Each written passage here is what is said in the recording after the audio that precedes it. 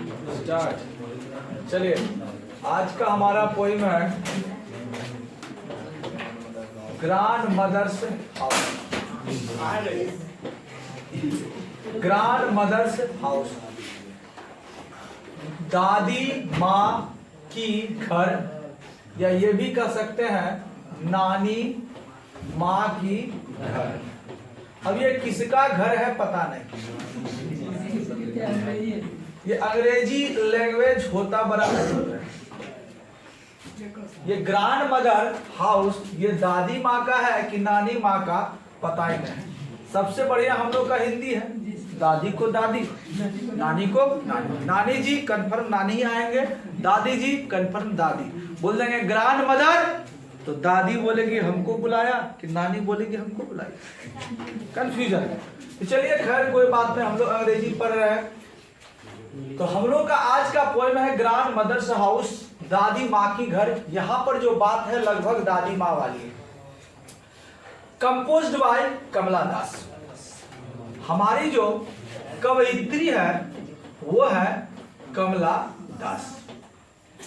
थोड़ा सा कमला दास के बारे में भी जान लेते हैं। कमला दास का जन्म 31 मार्च 1934 पन्यार कुलम, ये है कहाँ? ये है हमारा केरल। इनकी जो मृत्यु हुई 31 मई 2009 को पुणे में। इनके पति का नाम अर्थात हस्बैंड का नाम माधव दास थे, जिनसे इसने शादी की 1949 में और उनका देहांत हो गया 1992 में। अगला ये कुछ अवार्ड भी इसको मिला है। उस अवार्ड में वायलार अवार्ड, मुट्टथु वर्के अवार्ड जो केरल द्वारा दिया जाता है, केरला साहित्य अकादमी अवार्ड फॉर स्टोरी, ये अवार्ड इसको कहानी के लिए मिला। जबकि हम सब पढ़ रहे हैं क्या? कविता। Kerala state film award for best story, Kerala सरकार द्वारा इसको केरला स्टेट फिल्म अवार्ड भी दिया है। इसके लिए बेस्ट स्टोरी। इससे स्पष्ट होता है कि हमारी कमला दास स्क्रीन प्ले राइटर भी, अर्थात एक फिल्म की पटकथा को, एक फिल्म की कहानी को लिखने वाली लेखिका भी है। तो ये कवित्री के साथ साथ कहानी लिखने वाली, शॉर्ट राइटर, ड्रामा राइटर, लगभग ये सभी हैं। चलिए आगे थोड़ा सा देखते हैं इनके बारे में। अगर ये फिल्म की स्टोरी को लिखा है तो इनकी कुछ स्टोरी जिस पर मूवी बना है, उन मूवी का नाम थोड़ा जान लेते हैं। मजहा। अगला है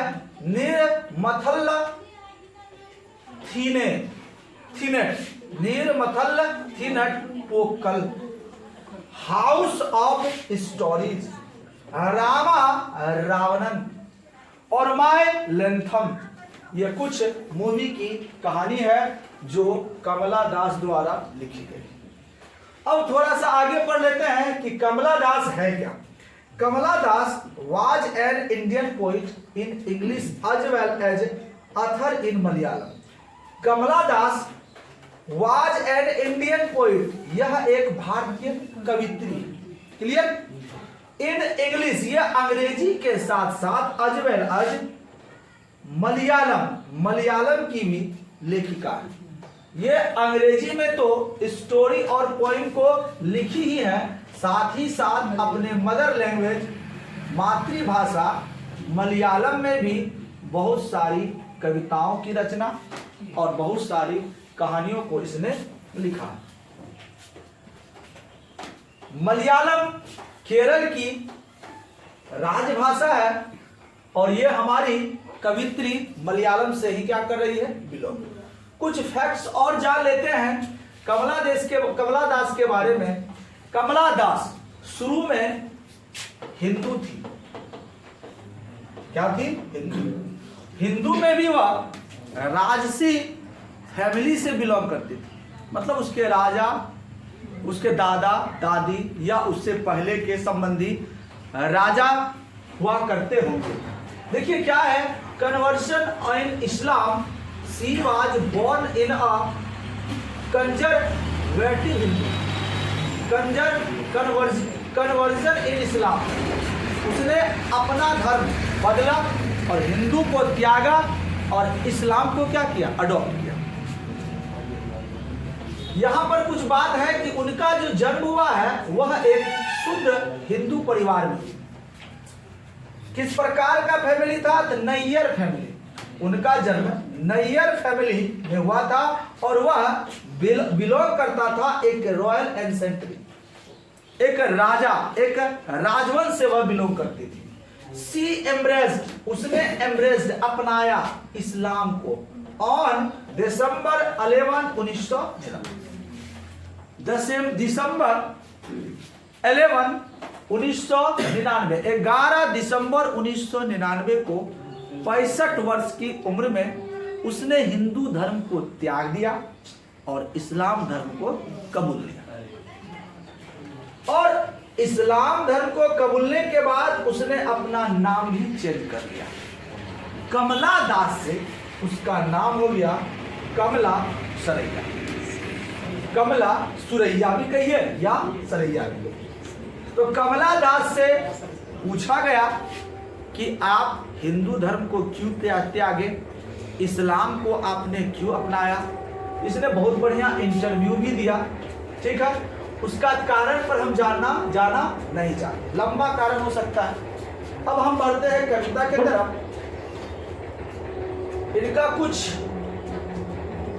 इनकी कुछ प्रमुख रचनाओं को देख लेते हैं। वर्क्स, इसके द्वारा लिखी गई कुछ प्रमुख पुस्तकें। इसमें सबसे फेमस जो पुस्तक है समर इन कोलकाता, जो इनके द्वारा लिखा गया है 1963। ये क्या है, वर्ड्स ऑफ पोइम, ध्यान दीजिएगा, ये है वर्ड्स ऑफ पोइम। इस पुस्तक में कविताओं का संग्रह। ये जो पुस्तक है इसमें कमला दास द्वारा जितनी भी कविताएं लिखी गई है उन सारी कविताओं को संग्रहित करके रखा गया। और जो आप पढ़िएगा ग्रैंड मदर हाउस, वो कविता भी यहीं से लिया गया है। अगला है साइलेंस, जिनकी रचना उसने 1964 में की। अगला है द डिसेंडेंट्स, इनकी रचना उन्होंने 1967 में की। अगला है the old play house and other poem, इनकी रचना उसने 1973 में। अगला है अनमेटल पोएम, इनकी रचना उन्होंने 1985 में की। Only saint knows how to sing, इनकी रचना उन्होंने 1996 में की। यहां तक की जो रचना है ये तब की जब ये हिंदू थी और इसने 1999 में इस्लाम अडॉप्ट किया। और उसके बाद इनकी जो पहली रचना हुई वो 2001 में हुई, यस अल्लाह, या इसी को या अल्लाह भी कह सकते हैं, क्योंकि यस को ही बहुत सारा लोग या कहता है, ठीक है। अब चलते हैं इस कविता की तरफ। कविता का थोड़ा सा थीम को समझ लेते हैं, तब जाके हम कविता को पढ़ेंगे। माई ग्रैंड मदर हाउस, जो मेरी दादी माँ है, या ये भी कह सकते हैं नानी माँ, बच्चों को सबसे ज्यादा यदि प्यार मिलता है तो इन्हीं दो व्यक्ति से, दादी माँ से और नानी माँ से बहुत अधिक। माता पिता को बच्चा से जितना लगाव नहीं होता है उतना ज्यादा, उससे भी ज्यादा लगाव किससे हो जाता है, दादी से, दादा से। तो हमारी जो कवित्री है कमला दास, इनकी भी दादी माँ हुई करती थी, लेकिन आज वो नहीं। उनकी दादी माँ उनको जितना प्यार दी है वो प्यार अब वो ढूंढ रही है। वो प्रेम, वो स्नेह वो ढूंढ रही है, लेकिन मिल नहीं पा रहा है। बेचारी व्याकुल है, उनको पाने के लिए व्याकुल है, वो चिंतित है और उन यादों को समेटना चाहती है। जब भी उनके बारे में अर्थात उस घर के बारे में सोचती है तो उसको कुछ अलग सा एहसास होने लगता है, और उसी एहसास को, उसी दर्द को, उसी दुख को बयां की है एक कविता के रूप में, जिसका नाम है माय ग्रैंड मदर हाउस। यह है कविता का मुख्य थीम। अब बढ़ते थोड़ा सा आगे। कविता का स्ट्रक्चर, तो कवित्री अभी शादीशुदा है,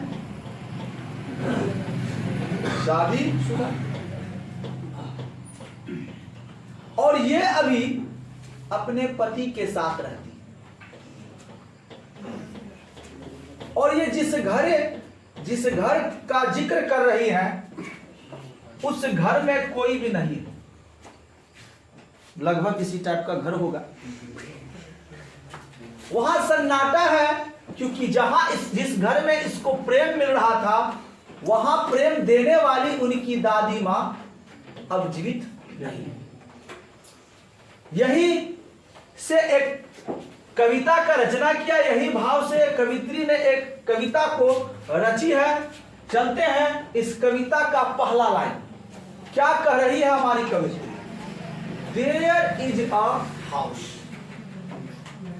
there is a house now far away where on, कहता देयर इज अ हाउस, एक घर है, एक घर है। दुनिया में बहुत सारा घर है, लेकिन वह एक घर के बारे में बोल रही है कि एक घर है। नाउ अब, far away where on, now far away वह जो है अब दूर है, वेयर ऑन जहां पर वह रह रही है वहां से वह घर दूर है। वेयर ऑन जहां उन्हें आई रिसीव्ड लव, प्रेम मिलता था। यहां उसने कहा आई रिसीव्ड लव, मुझे प्रेम प्राप्त होता था, स्नेह मिलता था।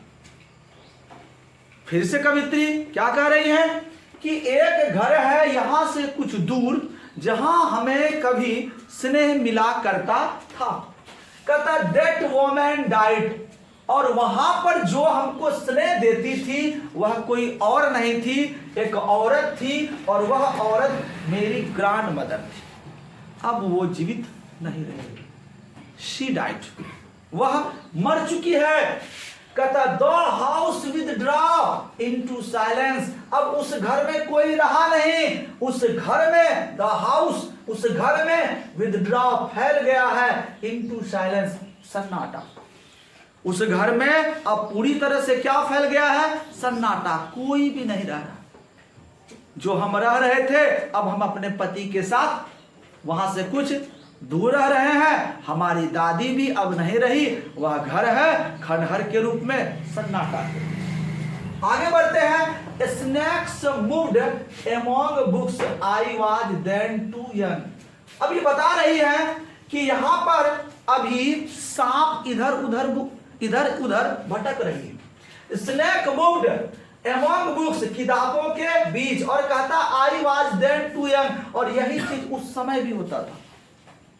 कभी काल जब मैं उन घर में किताबों के बीच में छिपती थी दादी माँ के साथ खेलने के दौरान, तो वहां पर उस समय भी किताबों के बीच से क्या निकल जाती थी, सांप। जब मैं उनको देखती थी तो I was then too young, जब मैं बहुत छोटी थी वहां जब खेलती थी, और जब मैं उनको देखती थी, to read and my blood turn cold like the moon, मेरा जो ब्लड है खून टर्न बदल जाता था, ठंडा शीतल हो जाता, मेरा खून जो है शीतल हो जाती थी, लाइक द मून, किसकी शीतलता की तरह, चंद्रमा की तरह। कवित्री ये बताना चाह रही है उस समय का दृश्य और अभी का दृश्य, दोनों दृश्य में तुलना कर रही है कि अभी भी उस घर में सन्नाटा है, अभी भी उस घर में सांप इधर उधर भटक रही है। और जब मैं बहुत छोटी थी उस समय मैं किताबों को नहीं पढ़ पाती थी और उन किताबों के बीच उस समय भी सांप निकला करती थी, और जब मैं उन सांप को देखती थी तो मेरा शरीर का खून चंद्रमा की तरह ठंडा हो जाता। ये कहना चाह रहे। अब आगे बढ़ते हैं। देखिए इनकी दादी माँ लगभग दादी माँ ओरिजिनल नहीं है, और लगभग समझ लीजिए यही घर है, और वहां से इस टाइप का सांप निकलता होगा। आपके घर से, आपकी किताब से कहीं निकल जाए तो बहुत मजा आ जाएगा।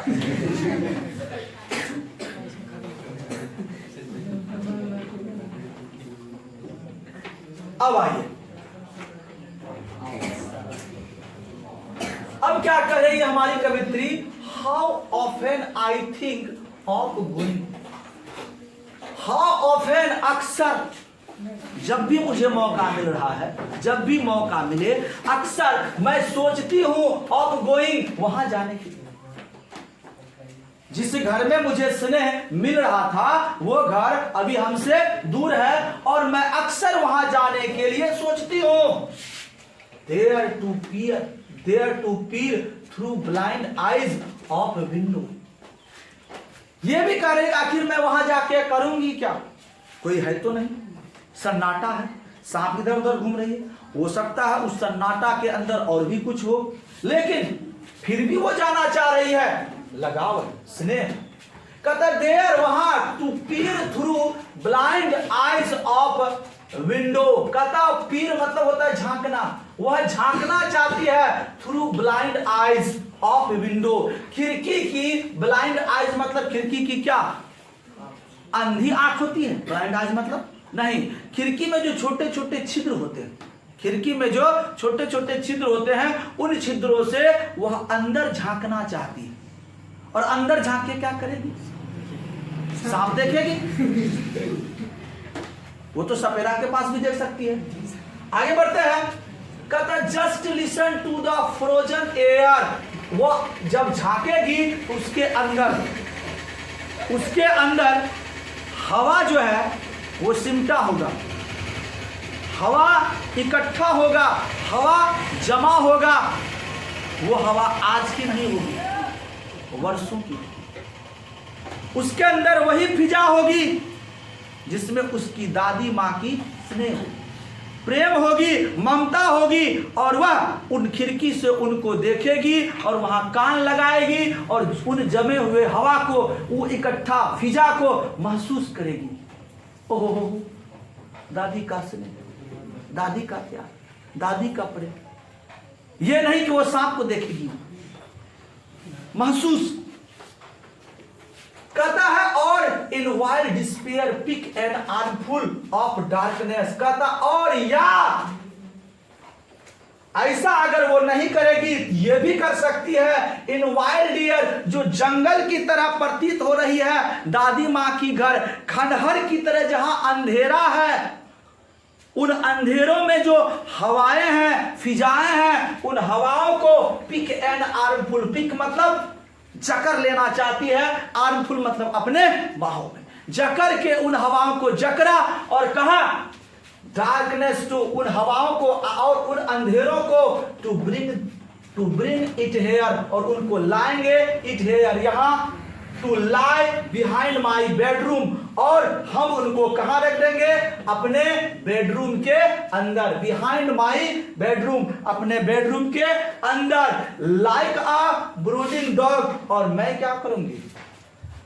मैं क्या करूंगी?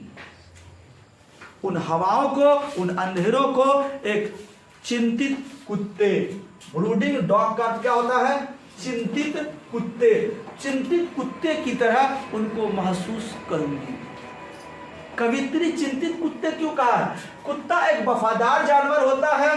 कुत्ता का लगाव जिस मालिक से होता है, यदि वो मालिक मर जाए तो देखिएगा इनके सबके आस पड़ोस में लोगों का आना जाना होगा, लोग आते जाते रहेंगे, लेकिन ये कुत्ता एकदम से सावधानी पूर्वक यहां बैठा रहेगा, कुछ भी नहीं बोलेगा। वह कुत्ता जो अपने आवाज से बड़े बड़े चोरों को भी भगा सकता है, वो कुत्ता चुपचाप आंसू बहाएगी, रोएगी, क्योंकि वो केवल दर्द को महसूस कर रही है, वो अपने दर्द को बयां नहीं कर पा रही।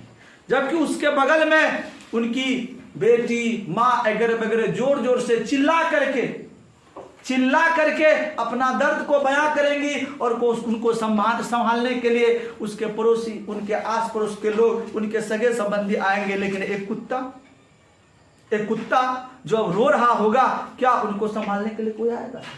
वो अपना दर्द, अपना दुख खुद महसूस करेंगी। और कवित्री का भी यहाँ कहना है कि जितना प्रेम हमको वहां मिला है, वो प्रेम अब मुझे नहीं मिल पा रहा है और मैं इन चीजों को महसूस करूंगी एक कुत्ते की तरह। चूंकि मैं चिल्ला नहीं सकती हूं, चिल्लाऊंगी भी तो किसके पास? मेरे दर्द को बांटने वाला कोई भी नहीं है। मैं अंदर ही अंदर उनको महसूस करूंगी कि हमने क्या खो दिया।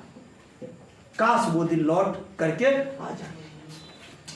कहता है you can not believe darling, अपने पति को। ये जो कविता सुना रही, किनको सुना रही? पति को। You can not believe darling, तुम कैन नॉट बिलीव, विश्वास नहीं कर सकते हो। डार्लिंग, प्रिय, क्या विश्वास नहीं कर सकते हो? देख रहे हैं ये खिड़की, इसी से झांकेंगी, इस प्रकार का अंधेरा होंगी और बेडरूम में बेचारी इसी प्रकार से सोचेगी, अपना दर्द अंदर ही अंदर के पी ले।